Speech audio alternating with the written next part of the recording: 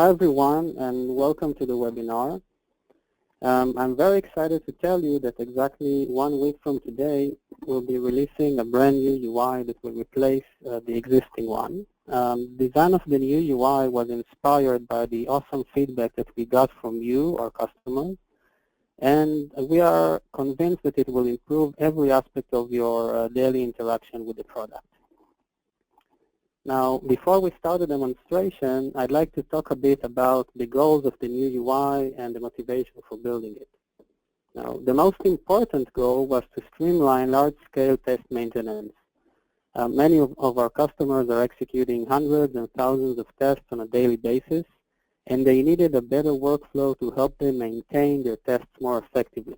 This includes the ability to view and update baselines without having to open and save individual tests, to eliminate wait times and spinners, and they also ask for automated maintenance capabilities that operate on entire batches and are not limited to individual tests.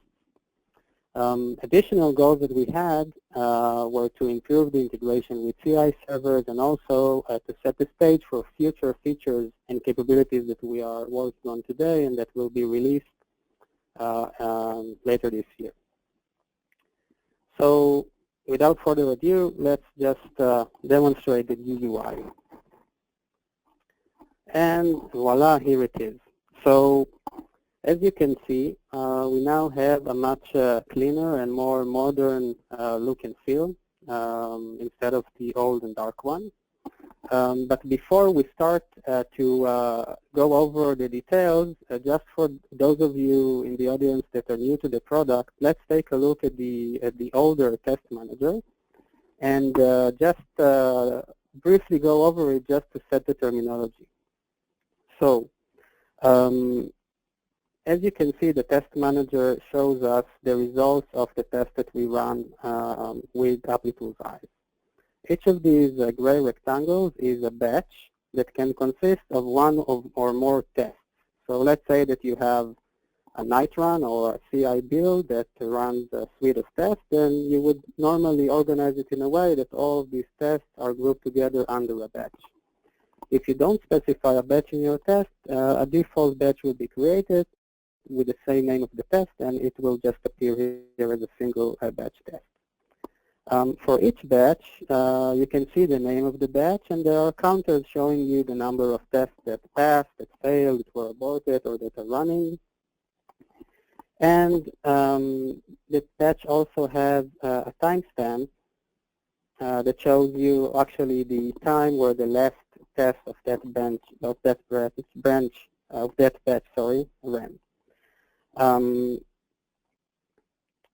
We also have for each test of the batch several details. First of all, a label indicating if it's passed or failed or still running. You can see the name of the test, the name of the application, and also the branch in which the baseline of that test resides. You can also see the time where that test ran and also the environment information such as the operating system, the browser, and the form factor of viewport size or screen size, if you may, where that application actually ran. There is also a filter here at the top that has basic capabilities, mostly the ability to do free text searches, such as if I'm writing Göteborg, then all the tests that have a batch name Göteborg or any other property that has the Göteborg test in it will be shown, and all the others will be filtered out. And there are also only two built-in filters to show all tests or just the failed ones. One thing that is very important about big limitation of this test manager is that batches were just a front-end feature, meaning that the server had no idea of what a batch is. Basically, when you open up the test manager, it would just show you by default only the first 100 runs. It would then group all those tests according to the batch that they were run with into this batch structure.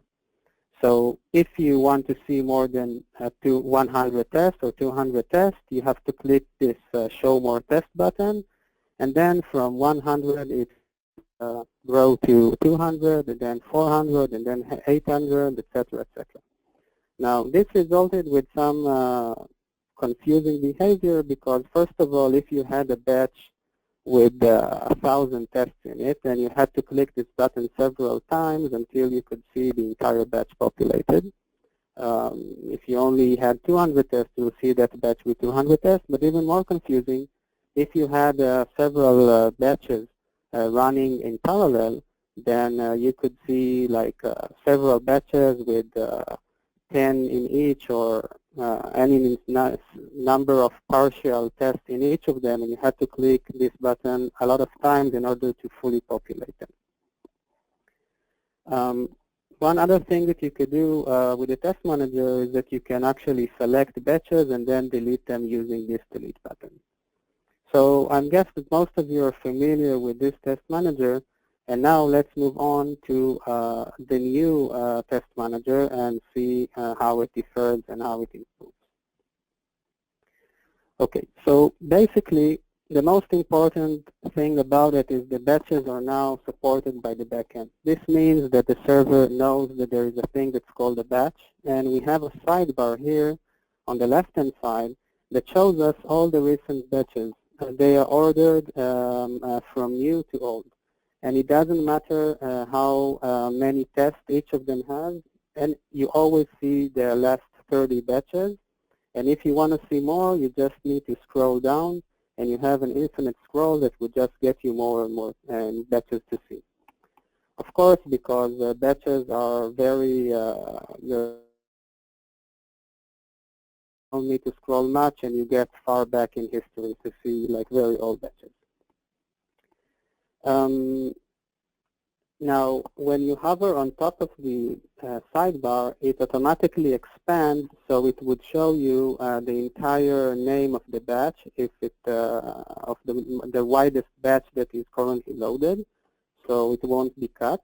And it also shows you the counters that we've seen before, the number of tests that ran, how many were aborted, how many passed, how many failed, etc. And you can also delete a batch directly when you hover on top of it.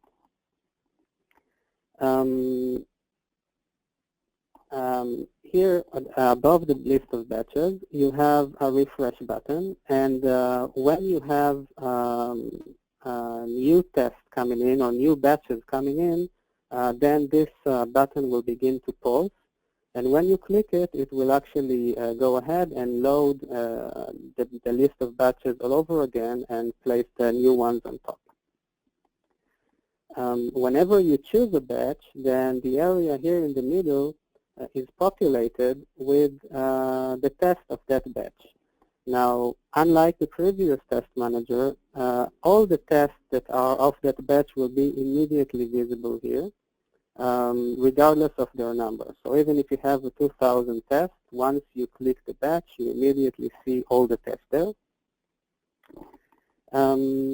They are ordered from old to new, and this is the opposite of batches. The reason is that many customers like to do single step tests. So they have a test that basically their test is a batch in the Applitools I system, and every checkpoint, visual checkpoint, is actually a test. So by ordering the test this way, you actually get a chronological order for the test, and which actually suits the order of validation points in your test, which makes sense that way. In addition to the usual details that you have for each test, the label indicating if it's passed or failed or aborted or still running, you have the same information, the name of the test, the name of the application, the branch, and the environment execution details, and also the timestamp. In addition to that, at the header of the batch itself, you can see additional counters, the usual ones that show you that count the tests, but it also counts the number of environments, which are the host OS and the host applications, such as the browser combinations. It shows you the number of form factors that were covered by that by the test of that batch, and it even counts the number of mismatching steps. And all this is available immediately as you select the batch. When you click a test, it immediately jumps to the test editor that you are familiar with. It also has a new look and feel. Soon we'll go over it, but for now I just wanted to show that clicking a test opens that editor.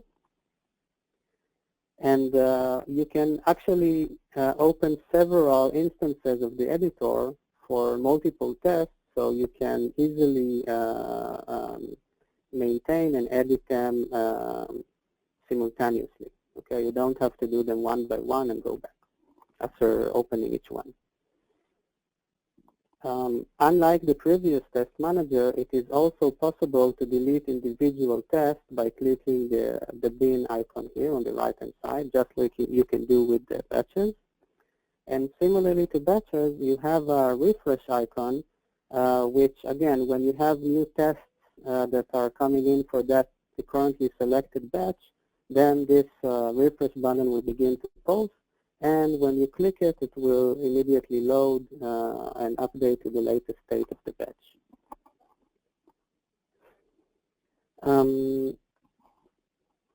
So this is very similar to what we had in the existing functionality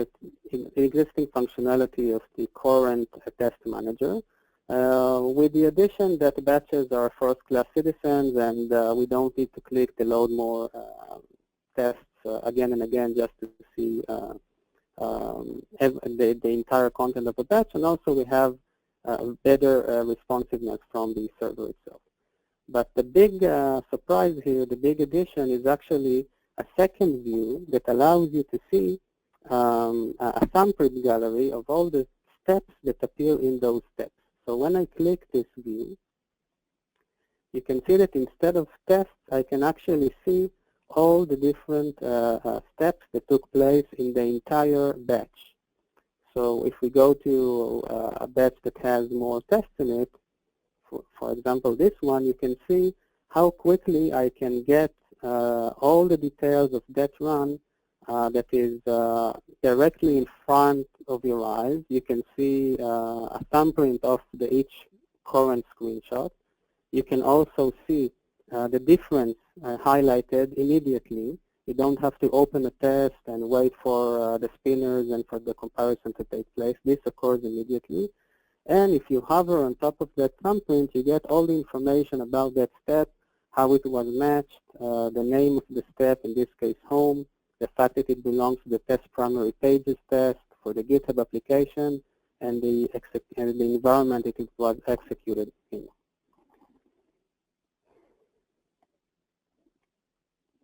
At the top left corner of the thumbprint, you have a rectangle, and the color indicates if this step is actually mismatching or matching. If it is a new step, you'll have a plus symbol here, or a missing step, meaning that there was an expected step and there was no screenshot given in the test itself. In that case, there will be a minus symbol over here. And also in case of missing steps, you'll see the baseline image over here rather than the missing current one.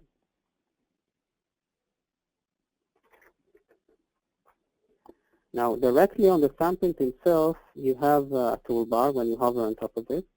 And there you can use the radar button that you're familiar with from the test editor that highlight those small changes that are difficult to see. You can also directly accept or reject the current image without having to open the test. So just think that instead of like opening a test, going in, waiting for the spinner, just to do accept or reject and then saving at the end, you can just directly, if you know what the change is and you can see it clearly enough from this view, you can immediately, without any delays, just decide to accept or reject. The minute that you cover an entire test, then a save button will actually pop up and start to pause to get your attention. And the moment you click it, it will actually save all the tests that are fully resolved. Okay, so you don't really have to open individual tests. And it allows you to, if you have a build, a nightly build, and you have now 30 steps, 30 different failures, you can immediately see them and edit them at once over here instead of opening maybe 10 different tests and walking through those differences step by step. If the image is too small for you to figure out and you don't recognize it, or it's a different change than what you've seen before and you're not sure what it is, you can click this magnifier glass. And this opens up a viewer which is very similar to the test editor that you are familiar with. Only that it starts much, much faster, and it doesn't have the ability to add ignore regions. But using this viewer, you can highlight differences, you can zoom into those differences, you can toggle between the current and the baseline image. You can disable this if you like to, if it helps you to observe it nicely. You can see the match level. You can move the image around just like you used to do with the test editor. You can zoom in and zoom out, fit or magnify the image to 100%, etc. And you can also accept or reject the image directly from this view, which brings you back to the test manager.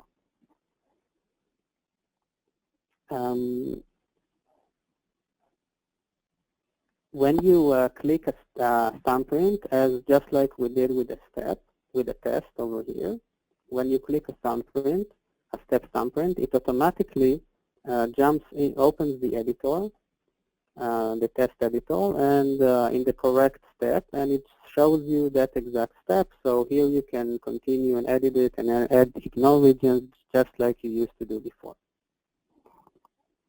So I'm sorry for the slight delays. It's just that I have an endless list of things to show you. So every time I have to show you something, I need to look at it and see what's next. So I apologize for that.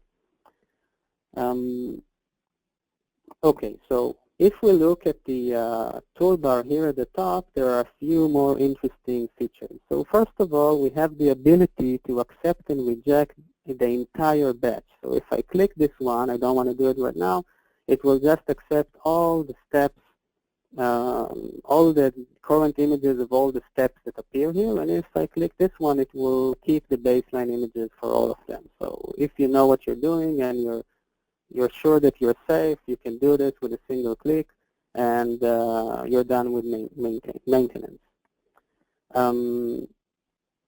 But the safer thing to do is to use automated maintenance, which spans across the entire batch. So although we can see here that in spite of the different environments and form factors and different layout modes of this website, the GitHub website, and the fact that we see that in all of them the change is here in the header, which is a common change, still accepting everything is a risk, as you know. But we have a new functionality, which is this button over here, which allows you actually to ask the system to automatically group all the similar changes. And when you do that, the system actually goes over and analyzes all the differences, and it finds the ones that are the same and groups them together. So in this case, although we had almost 80 differences, I only have now 2 images to look at. I can zoom into this one, look at the change. I can see that here the GitHub icon is gone, right? So let's assume that that's what we wanted to do. Let's accept it. And immediately I'm done accepting the entire set of steps, regardless of which test they belong to. And I can look at the other one, zoom in on the changes, make the dips go away, and toggle, and I can see that in this case, the icon didn't go away, it changed color to green, and this is not what I intended to do, so I can just reject it, and I'm done maintaining, and all I need to do is to save, which would actually save all the tests in this batch. So again, I think you can see what a long way this feature goes into handling like very, very large number of tests. without really having to open the test, look at individual steps and approving them, even with the automated maintenance inside the test scope itself. Now, it's important to mention that grouping will not affect any matching steps. It will not affect steps that don't have a baseline image or a current image, meaning those steps with missing images or new images. And today it is only available for tests that are running with strict, exact, and content matching. It will not work for layout tests that are running with layout and layout 2 match levels.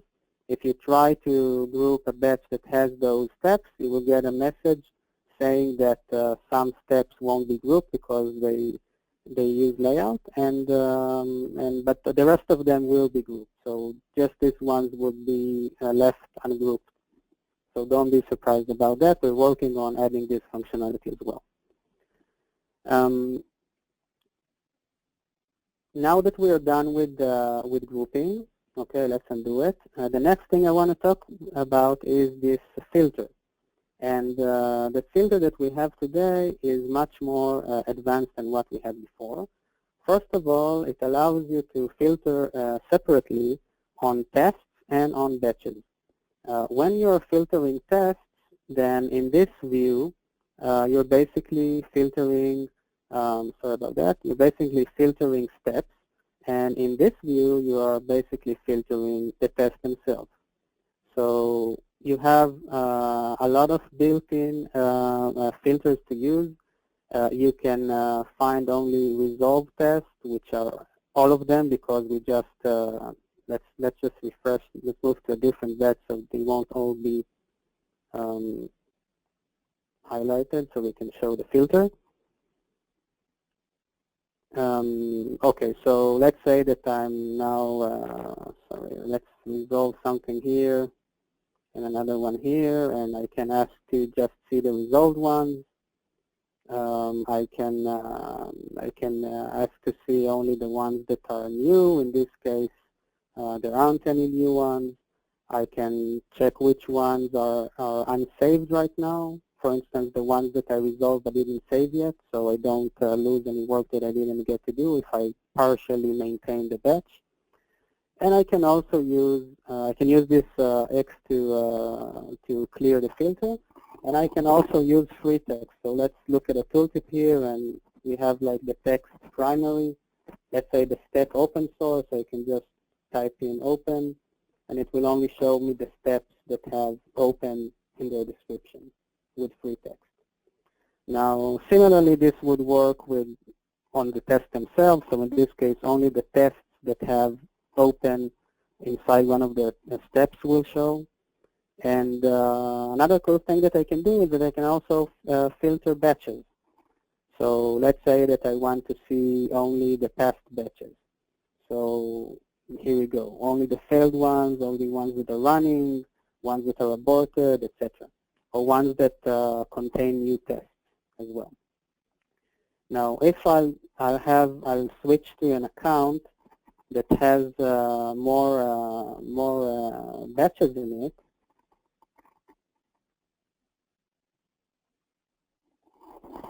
You can see, first of all, that I have this endless scroll that I can use. If I'm filtering batches and I want to see the ones that are passing, and I scroll down, it shows me that there are currently 63 batches that were filtered, and I can just ask to load more and more. The filtering is done on the front end, so if you want to get to an older batch, then you need to load more and more batches. And so I can also clear the filter and just see the whole thing. So it's a very effective and way to search, much better than what you can do today. Now, a few things to note about the dashboard before we move into the editor itself. First of all, today the two systems are running together, the old system, the old test manager and the new test manager, just so that we make the switch. You don't have an empty list of batches. But this also means that if you are deleting batches in the old UI, you'll end up having empty batches in your list. Okay, and this means that it's not a bug. You'll just see that the list is empty, and that's perfectly okay. It's because you deleted those tests in the old UI, and it doesn't have any idea of a batch, so we couldn't clean that batch up. The second difference is that batch times that are shown here indicate the execution time of the first test of the batch, unlike the old test manager where it was the oldest one. And the last thing to notice is that when you are viewing the results, the differences in the sampling gallery, they could appear in some situation to be coarser than the way that they would appear in the editor or the viewer. The reason is that we're actually showing the differences without any attempt to make them more human visible. These are the exact differences that were captured during the test run by the backend. But once you open the viewer, then actually a more sophisticated comparison is performed and you get a nicer view. So then again, it's not a bug, it's just the way that we can handle displaying differences at once. When you open thousands of results, of course, we cannot compute them at once and be that responsive. So once you open a single one, it will be clearer. The test editor is very, very similar to the way that it is today. Just a few things to notice about it. You can see that the timeline at the bottom is let's open up an ISO test. So the timeline at the bottom is shorter. The save button is gone, the big save button. When you are actually resolving the test, it will appear here, just like with the batches, with the test manager. We'll see that in a second. Now, the toolbar is very similar to what we saw with the viewer. The old floating toolbar that we had is gone, and everything appears up here. You can switch a match level. You can place ignore regions. So by clicking this button, I can add an ignore region. If I want to place a floating region, then I have this drop box that allows me to do that. You can zoom in and out, disable the diffs, zoom to differences, highlight them. You can toggle between the current and the baseline image, current and baseline image, right? You can switch to side-by-side view, etc. Now, one important difference that is from the existing test manager is that automated maintenance is disabled by default. And there's a reason to it, because what we came to realize is that most customers didn't even realize that the feature existed. But then again, every time they added an ignore region or accepted the difference, they would see a spinner that would go on and on, because actually the server was doing a lot of work trying to apply the decision on all the other steps in their test. And if they have 100 tests, that would take a while. So what we realized is that basically people want to just normally accept the changes that they see right now, unless they know that it's something that's going to appear in many places, and then they want to explicitly ask for it to be automatically resolved. So the current behavior is that when you click accept or reject, it simply immediately moves to the next screen with no delays, with no spinners. There's no even connection to the server. It's ultra fast, and you skip all the automated maintenance. Similarly, if you add an ignore region and move to another step, there's no special analysis being done unless you ask for it. And the way that you ask for it is that for ignore region, you need to specifically enable it, auto adjust regions here, and then you can, if you place a region, it will revert to the old behavior. If I want to automatically resolve auto maintenance and resolve all over the steps, all over the test, I can just explicitly ask to accept similar, and in which case the usual automated maintenance that you used to will take effect, which will apply everywhere. And I can also accept all steps or reject all steps using this combo as well.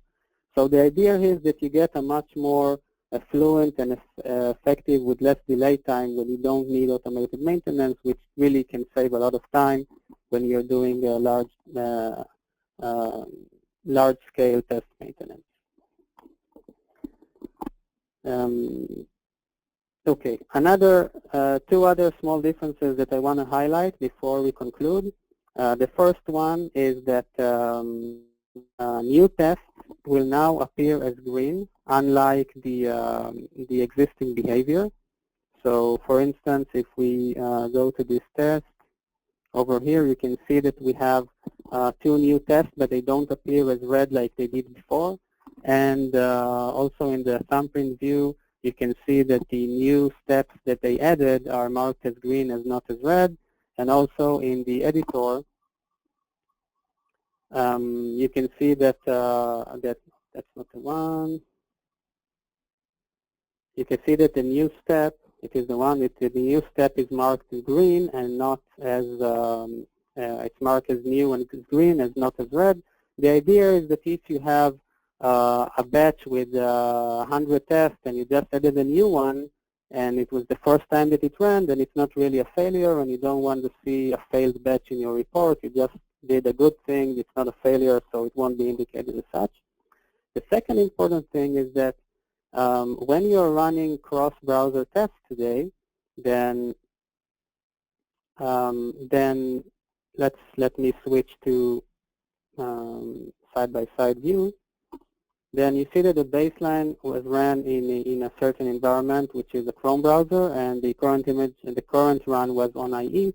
Then you can no longer mix and match those images in a single environment, meaning that you can only either accept everything or keep everything as before. You cannot mix and match. And when you accept the new images, then they would be saved in the IE baseline and they will not affect the Chrome baseline in that matter. If you decide to keep, it will update the Chrome baseline and it will not update the IE baseline. So, and of course, if you are running on the same environment, regardless of the match level, then of course you can still mix and match and accept and reject individual steps. You don't have to accept all or reject all because it's the same environment. The reason that we are doing this is because it will facilitate and enable us to do many new and exciting features that we are working on today, such as baseline management and proper merging of branches and reviewing differences in the history of baselines, which really doesn't make sense if a baseline contains images from various environments, etc. So it does mean that if you are running cross-browser tests and you just running Chrome against IE and you saw a difference in IE and you want to accept it, then accepting and saving won't really affect the next run because you just updated the IE baseline and not the Chrome one that you're running against.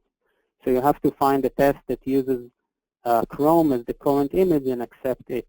It doesn't matter if it's in strict or layout or whatever, but only the runs, the actual runs and the current images that were taken on the Chrome or a certain environment will be able to update the baselines of that environment. Just keep that in mind if you see something that doesn't seem as before when you're saving baselines for cross-browser and cross-device tests. So with this, I conclude the demo. I know that I went through a lot of stuff, and it's now time to answer your questions. And if you want to learn more, then you are all welcome to join our weekly masterclass sessions at this link here. There'll be live demos and more Q&A sessions, and you can ask if anything is unclear. And of course, we are all waiting to. We're excited about releasing the new product, and we really wait to get your feedback and see what and anything else that you still need and want us to do with the product. So let's go ahead with the questions. Great. Adam, can you hear me? Yes, I can. Okay, great. So for the first question, can we filter failed tests on the dashboard, on the new dashboard? Yes, of course. As I showed, if you have, let's say I have here a few tests that one is passed and some are failing, you can just filter the failed ones. Next one. Great. Another question is how to switch between groups and or teams and how to work with several teams. Okay, so basically this is not different from what you have today. So once you have set up several teams for your organization, if you have that capability, then once you're a member of more than one team, then you have the switch account entry in your menu here that allows you to see all the accounts that you're a member of. And once you choose a different one, it simply loads up the result for that one. So, but if you only have one team that you're a member of, then you can only see the team and you cannot switch to any account. Okay. Another question is how much history is displayed on the new dashboard? Good question. So basically, when you open it up, it shows you the last 30 batches. And again, it has an endless scroll, so you can scroll down to see the recent past. You can go as far back as you want, as your plan allows you to. And whenever you open up, you choose a certain batch, it will immediately show you all the tests that ran there. So it doesn't matter if there were 1,000 or 4,000, they will all appear. You will have the statistics on all of them, and you can see the thumbnails for them as well. You can do automated maintenance for them. There's no limit. And the last question, because we are severely out of time, and that was asked a lot here, when will this gorgeous UI become available? So exactly a week from today. Great. So I think this concludes this session. Adam, thank you very much. And thank you everyone for joining us today. And as I mentioned, this webinar was recorded and the recording will be emailed to you tomorrow. Of course, if you have any more questions, you can email us at support@applitools.com. Thank you very much for joining us. Thank you, everyone.